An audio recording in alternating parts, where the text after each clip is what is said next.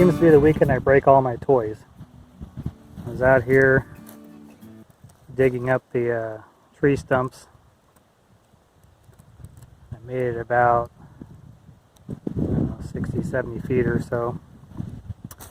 I'm working on that one, and the tracks on my Mini X fell off. So we're going to do a little class on how to fix the Mini X track. So you can see this could be a booger because it's off on the front and on the back. I had to walk it out because it actually broke back in the soft stuff. So to get it out, you use the arm and you kind of pull yourself along, or you can walk yourself out too, but the angle I was at, pulling myself out was easier. So I'm going to go get some tools and then come back here and show you how this gets fixed. Okay, so this is a Bobcat Mini Excavator 331 2000, what year it is. Anyways, so to loosen the tracks, you got these two plates here. Then this is for the back piston. So in this case, I just loosened up the bolts. I had to take one out, otherwise it swung down and hit that, and I couldn't get good access to it. There are two bleeders in here. This one on the left is where I'm going to add grease to it, and the one on the right is the one to release pressure. So I'll release the right one, and a bunch of grease will squirt out. Because the track's completely off, I'm going to have to actually push the piston in a little bit in order to get the track back on.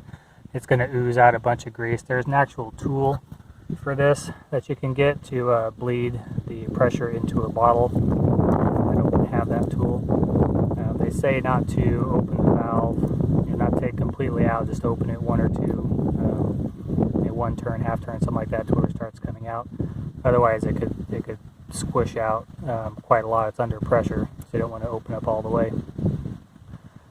So, because the track's off completely on both sides, what I'm going to do is, when I get this loosened, I'm going to put the front track on. I'm pushing the back piston in. I'm going to have to run to town to get some pry bars and some grease guns to put this back together. But for right now, I'll just show you that I'm going to go ahead and loosen this up and see if I can get some grease out of it. So I've already cranked it loose a little bit. Nothing's really coming out now, but like I said, there's no pressure on it.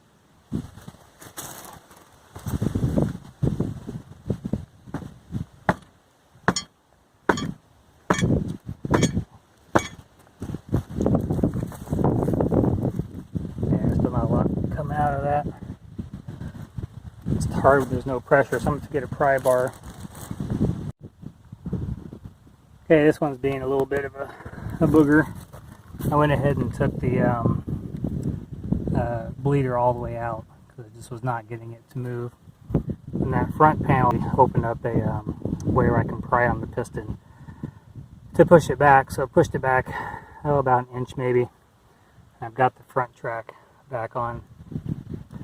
I don't think I'm quite to the point where I can get the back one on yet. I may get the pry bar on there and see if I can push it back and then put everything back together. But a good metal bar is always handy. I'm going to leave it out here because I'm sure I'm going to run into rocks and things. And a little pry bar there too. So keep working on this and looking at the tracks. Actually, I may put the back ones on first. So that's where the sprocket's at. That's going to be awfully hard to get on, so I may reverse course and put the back track on first and then work to put the front one on second. Oh, that was a workout.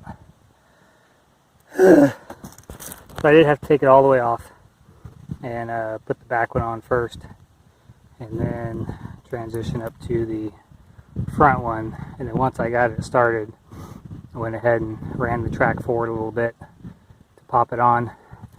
You can see here, I had to push this back, well, I don't know, 2 inches, 2.5 inches maybe.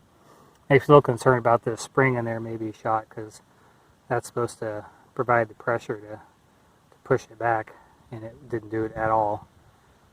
So that's something I need to look into. See if I can get fixed. So now, I hope I have enough grease so I can put my pieces and parts back together and then grease it up.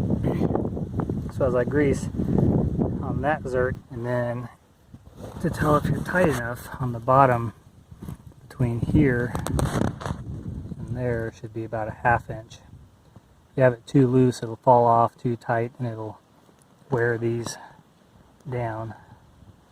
So I've got quite a bit of tightening to do to get it snug back up, and then hopefully we'll be back in business.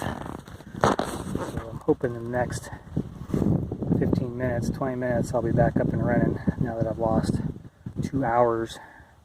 Of course, I got a 20-minute drive into town and back, so that doesn't help.